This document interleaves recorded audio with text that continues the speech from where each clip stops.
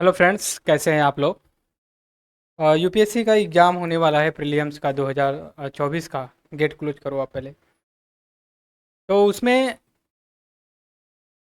हम फोकस करके चल रहे हैं यूपी पीसीएस और आईएएस का, जो 2024 पीसी 24 का होने वाला है, उसी के पॉइंट ऑफ व्यू से जहाँ से क्वेश्चन पूछे गए हैं। संभावना है कि मॉडर्न इंडिया या ज्योग्राफी, हिस्ट्री, पॉलिटी, जो सब्जेक्ट मेजर है स्टैटिक्स के, वहाँ से क्वेश्चंस पूछे गए हैं।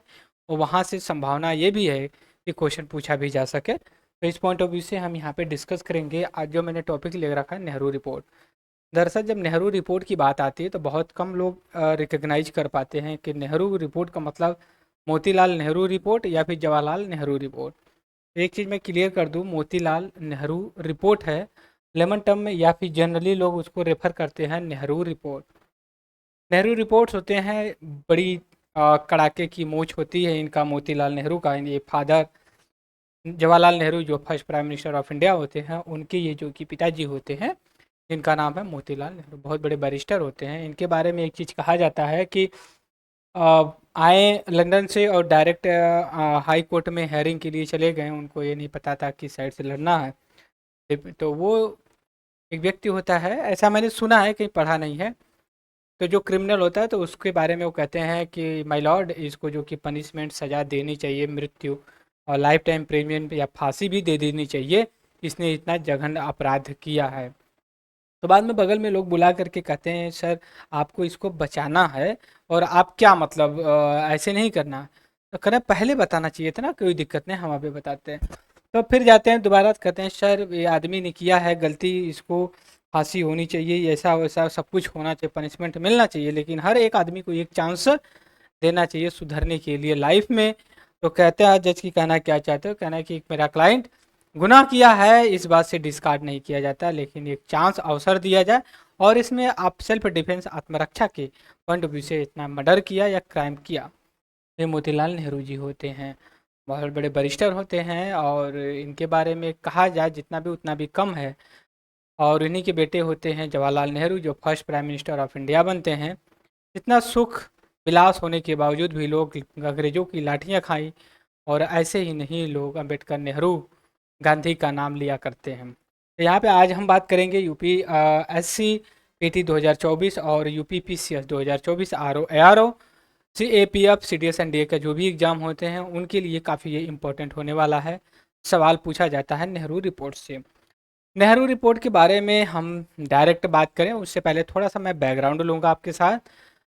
हम सभी लोग जानते हैं 1857 का जो रिवॉल्ट होता है, first war for independence declare किया, तब से लेकर के 1947 तक, इंडिया जब तक इंडिपेंडेंस होता है, लगभग आपका 100 साल का ये जर्नी होती है डायरेक्ट। और फाइट फॉर इंडिपेंडेंस के लिए 1885 में इंडियन नेशनल कांग्रेस का इस्टेब्लिशमेंट होता है। और धीरे धीरे इंडियन नेशनल कांग्रेस के लीडर यंग होते हैं और मैच्योर होते हैं, वो डिमांड अपनी अलग अलग तरीके से अलग अलग लेवल पे रखते हैं। ऐसा ही कुछ सिलसिला चलते आता है, और जब हम 20 सेंचुरी में 1900 1 2 4 5 10 में आते हैं, तो धीरे धीरे हम जब विश्व की सिनेरियो देखते हैं बदलते, तो हम अपनी डिमांड्स को और थोड़ा सा इन्हेंस करते हैं। और 1900 मतलब जब हम 20 सेंचुरी में एंटर करते हैं, तो इंडियन नेशनल मूवमेंट में काफ़ी मतलब अलग डायमेंशन के डायनामिक पर्सन जो कि एंटर करते हैं, जैसे पंडित जवाहरलाल नेहरू, फिर मोतीलाल नेहरू, फिर उसके बाद गांधी, अम्बेडकर। ये लोग मतलब काफ़ी इंटेलेक्चुअल, पढ़े लिखे, हालांकि पहले भी लोग होते थे, बट ये लोग कॉलेज वगैरह सब कुछ वेल एडुकेटेड थे, वेस्टर्न एजुकेशन सीख करके आए हुए थे, और कोई इंटेलेक्चुअलिटी, इनके नॉलेज में कोई क्वेश्चंस नहीं कर सकता था। और तब इंडियन नेशनल कांग्रेस काफ़ी इन्हांसमेंट हुआ उसका, और ब्रिटिश को लगा कि ये काफ़ी हमारे लिए खतरा खतरा होता है। तो उसने क्या किया कि कुछ अपनी पॉलिसी में चेंजेस किए ब्रिटिश गवर्नमेंट ने, जिसको कहा था डिवाइड एंड रूल।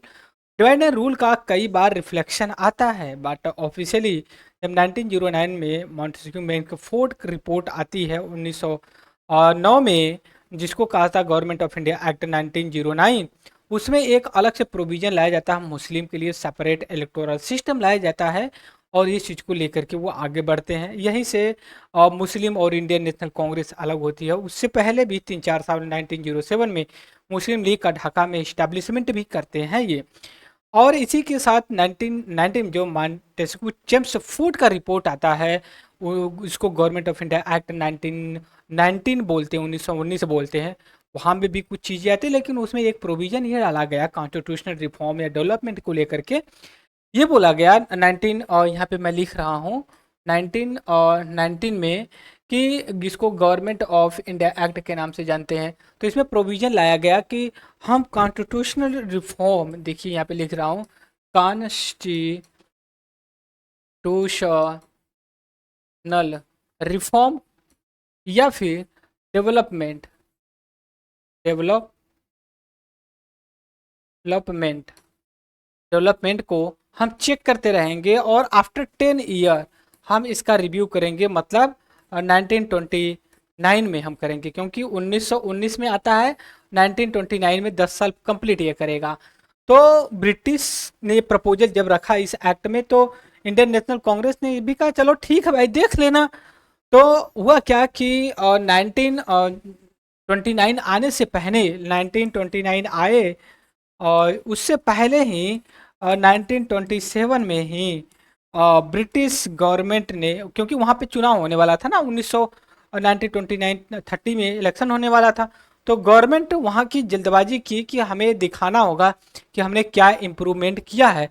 और इसने 1927 में ही, मतलब लगभग 28 दोनों में, 27 लंदन में फॉर्म किया, 28 में इंडिया में भेजा गया।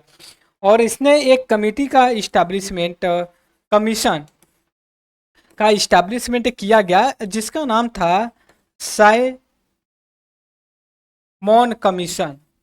यहाँ पे साइमन साइमन ये ठीक है। यहाँ पे फिर से मैं लिख रहा हूँ, आप इसको इरेज करके, इस कमीशन का नाम मैं फिर से लिख रहा हूँ, साइमन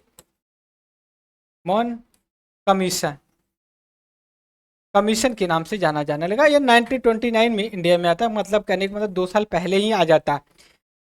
चलिए ठीक है, आप ला दिए इंडियन नेशनल, मतलब यहाँ पे कमीशन लाए।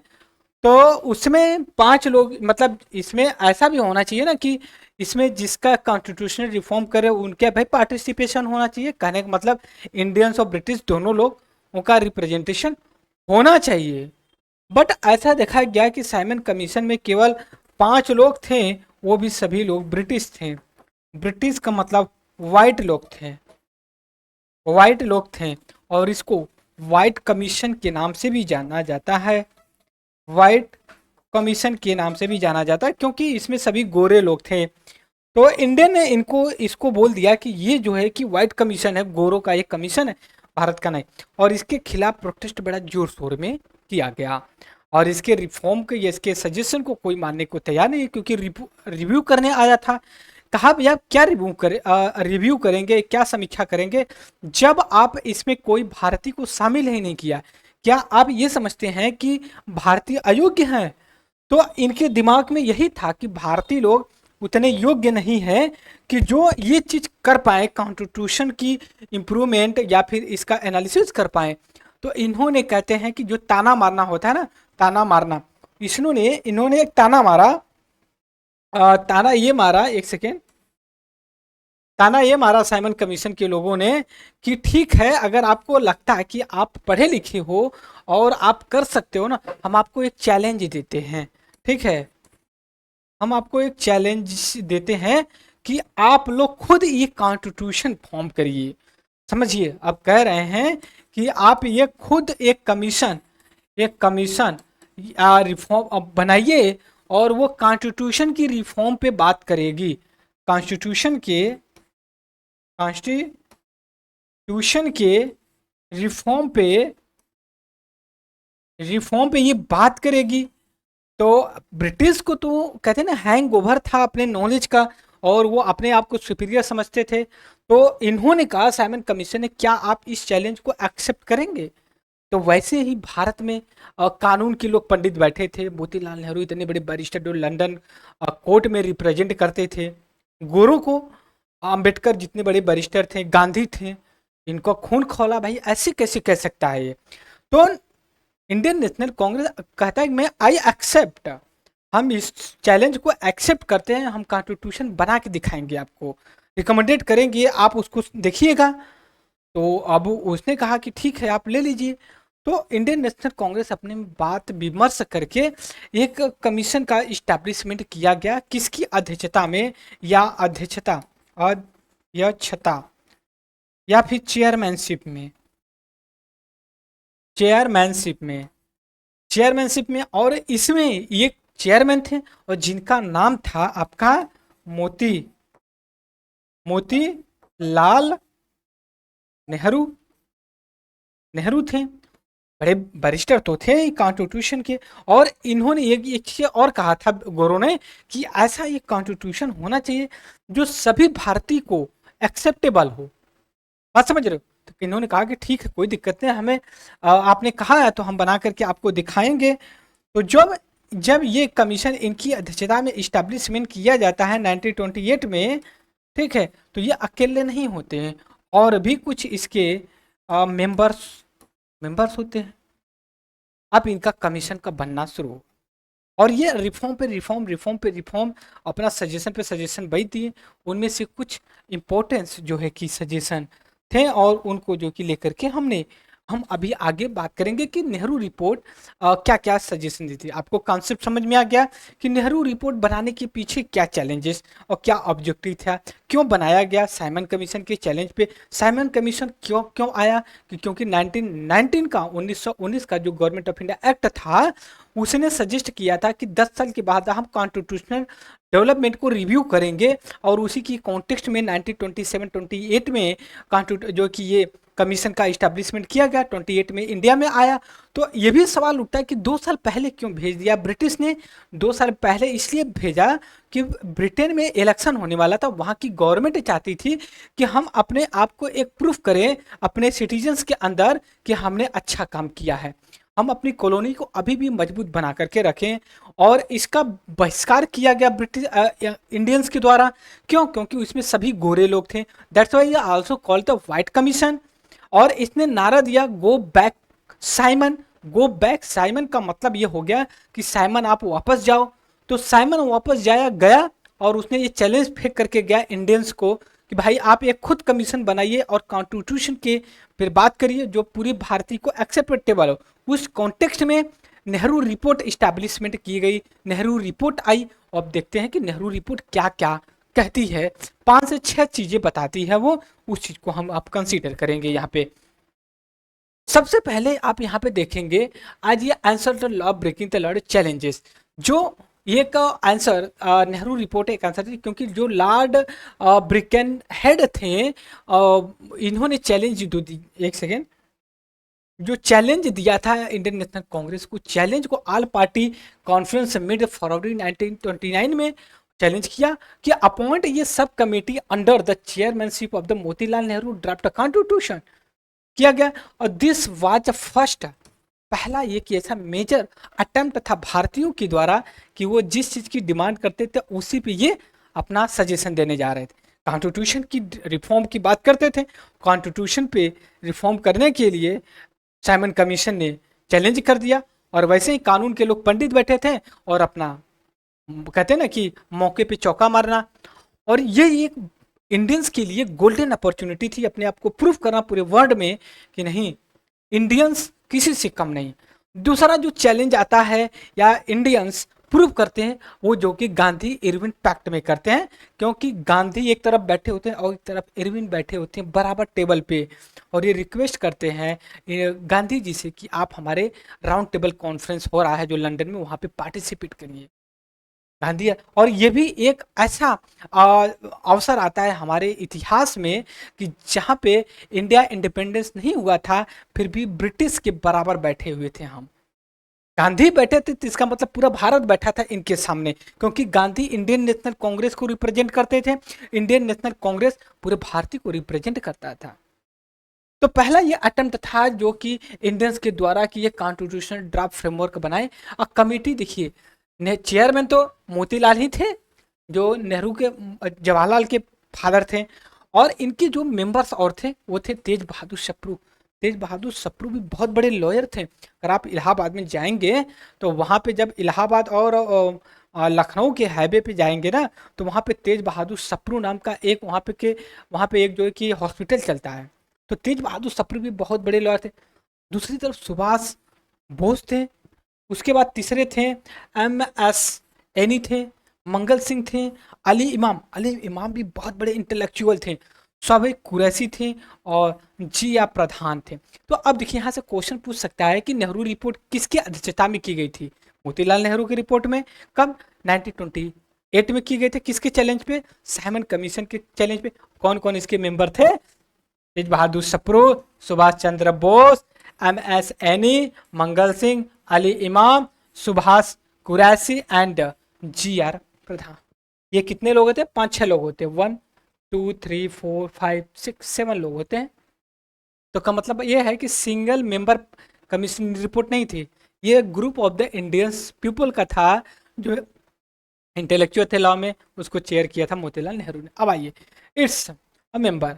रिपोर्ट फाइनलाइज किया गया, देखिए अगस्त फरवरी में यहाँ इस्टेब्लिश की गई और अगस्त में अपनी ये रिपोर्ट दे दी। भैया देखिए हमने रिपोर्ट बनाई, अब इसको आप मानिए।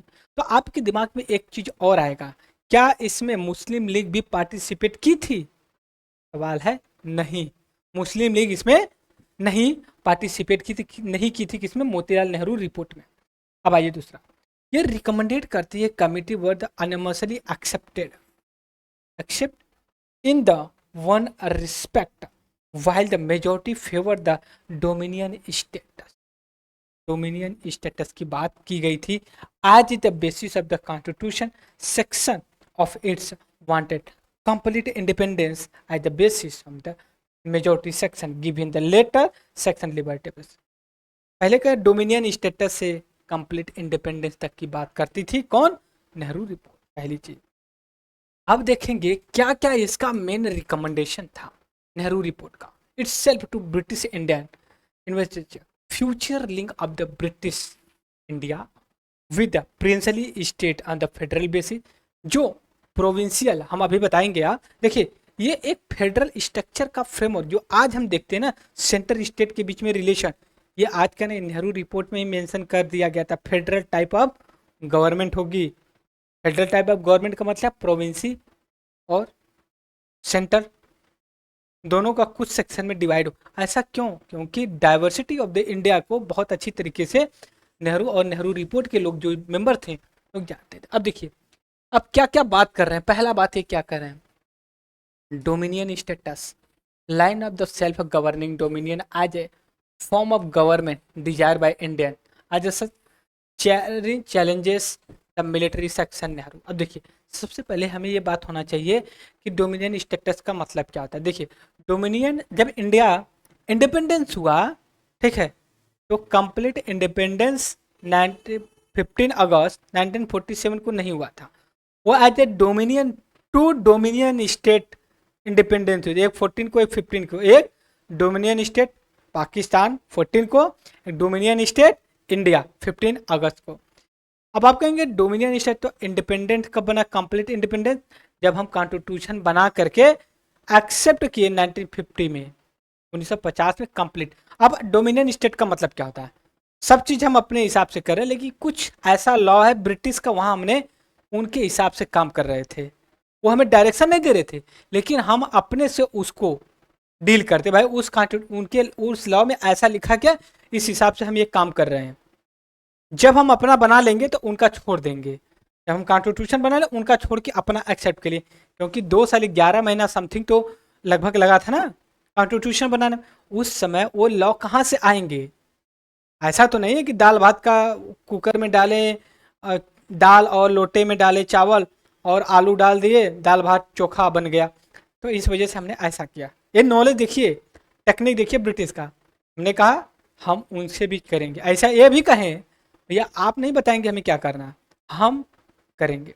That is called dominion state. उसके बाद देखिए एक चीज थोड़ा सा इन्होंने अलग डायरेक्शन में कर दिया। हमने कहा 1909 में जो सेपरेट इलेक्टोरल सिस्टम मुस्लिम के लिए लाया गया था, ठीक, और 1916 में जब लखनऊ पैक्ट होता है इंडियन नेशनल कांग्रेस और मुस्लिम लीग के बीच में, जिसको कहते हैं लखनऊ पैक्ट, उसमें इंडियन नेशनल कांग्रेस ने मुस्लिम लीग के जो सेपरेट इलेक्टोरल सिस्टम था उसको एक्सेप्ट कर लिया, लेकिन अब यहाँ देखो 1929 में इसको रिजेक्ट कर दिए।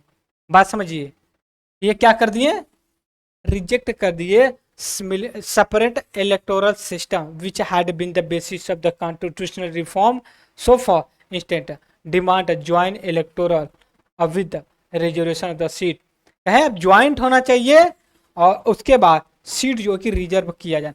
अब आप देखिए सीट रिजर्व कर लेना, सेपरेट इलेक्टोरल पे क्या इम्पैक्ट पड़ता है। जैसे सेपरेट इलेक्टोरल का मतलब मुस्लिम लोग मुस्लिम लीडर को ही वोट करेंगे। रिजर्व सीट का मतलब ये होता है किसी भी कंस्टिट्यूएंसी में हिंदू मुस्लिम चाहे जो हो, हिंदू मुस्लिम चाहे जो खड़ा हो, हिंदू मुस्लिम सभी लोग उसी को वोट देंगे। ऐसा नहीं कि बस मुस्लिम मुस्लिम को, हिंदू हिंदू को, ऐसा नहीं था। तो जो ऐसी बात कही गई नेहरू रिपोर्ट में। अब इसके बाद देखिए तीसरा प्रपोजल क्या रखा गया, एक सेकंड, तीसरा नहीं, तीसरा यहाँ पे हम देख लेते हैं। यहाँ पे एक हो गया, दो प्रोविजन हो गया, और तीसरा है लैंग्विस्टिक प्रोविंसी की बात की गई। इन्होंने देखिए इंडिया जब इंडिपेंडेंस हुआ तो सबसे बड़ी जो चैलेंजेस आया था लैंग्विस्टिक स्टेट, भाषा आधारित राज्य। तमिल तेलुगु, तमिल तमिलनाडु का, तेलुगु आंध्र प्रदेश का, कन्नड़ कर्नाटका, मराठी महाराष्ट्र का, गुजराती गुजरात का, राजस्थानी राजस्थान का, भोजपुरी बिहार का, पूर्वांचली पूर्वांचल का, बिरहा पूर्वांचल का, फिर उसके आल्हा उधर बुंदेलखंड के। ये बड़े चैलेंजेस आ गए और सबसे बड़ा जो चैलेंजेस झेलना पड़ा इंडिया को लैंग्विस्टिक का, वो आपका आंध्र प्रदेश तमिलनाडु के बीच में तमिल तेलुगु, तमिल तमिलनाडु तेलुगु आंध्र प्रदेश के आधार पे डिवाइड हुए। और इसने यहीं पे कह दिए थे नेहरू रिपोर्ट में लैंग्विस्टिक प्रोविंसेस की बात होगी, भाषा आधारित राज्य होंगे। बात समझे। अब आगे आते हैं फोर्थ में क्या कहता है, 19 फंडामेंटल राइट की बात किया था, 19। आज हमारी आज कितनी फंडामेंटल राइट है, 6 है, और उस समय नेहरू जी ने 19 फंडामेंटल राइट ला करके रख दिया था। 6 ये जो है ये तो है, फिर उसके बाद 14-13 और जोड़ दिए थे। अब देखना हो तो यहाँ पे देख सकते हो आप क्या है कैसे। आइए फिर उसका 5वां पे चलते हैं, responsible government at the central and in provinces. Responsible government हो गया, ऐसा नहीं कि मनमाना तरीके से काम करे। Indian parliament eight the central consist 500 members. House of representative Lok Sabha जो कि लोकसभा का होगा और राज्यसभा का 200 होंगे। बात समझ, कार्यकाल इनका 5 साल होगा। बात समझ रहे, जो आज हम सिस्टम चला रहे हैं वो सिस्टम नेहरू जी आज से 100 साल लगभग पहले ला करके रख दिए। नेहरू जी का मतलब मोतीलाल नेहरू। चौथा, 5वां हो गया। छठे में क्या कह रहे हैं, full protection to cultural and religious interest of the Muslim. Muslim को इग्नोर नहीं किया गया। जब मैंने कहा separate electoral system, that means कि प्रोटेक्शन मुस्लिम का भी किया जाएगा, लेकिन इंडिया की जो फीचर सेकुलरिज्म है उसको बरकरार भी रखा जाए। यहाँ पे कहा गया मुस्लिम के जो कल्चर और रिलीजियस है उनकी भावनाओं का कद्र किया जाएगा। इसके बाद 7th जो कहते हैं complete dissociation of the state from religious. इन्होंने कहा कि भाषा के आधार पे आप क्रिएट कर लो, लेकिन आप धर्म के आधार पे कोई राज्य बनाना चाहिए, ये संभव नहीं है। यूपी को बोल दिए हिंदू स्टेट, बिहार को बोल दिए शंकर स्टेट, ठीक है, बंगाल को बोल दीजिए कि मुस्लिम स्टेट, नॉर्थ ईस्ट को बोल दिए क्रिश्चियन स्टेट। ऐसा नहीं, पॉसिबल है ही नहीं। तो इसलिए रिलीजियस आधार पे स्टेट की कभी सुनवाई नहीं होगी, दैट्स ऑल। तो ये बेसिक 6-7 इनका फंडा जो कि बेसिक रिक्वायरमेंट था नेहरू रिपोर्ट का, राइट। हम रिवीजन कर सकते हैं, लेकिन हमने कई बार रिवीजन किया है, तो दैट्स वाई हमने इस चीज़ को डिस्कस। कोई अगर आपको लगेगा कि मैंने गलत एक्सप्लेन, नो डाउट कमेंट में डालिएगा, रिलेवेंट कमेंट डालिए जिसमें मैं रिस्पॉन्स करूँ, राइट। तो इस लेक्चर में इतना ही, तब तक के लिए थैंक यू फॉर डिस्कशन।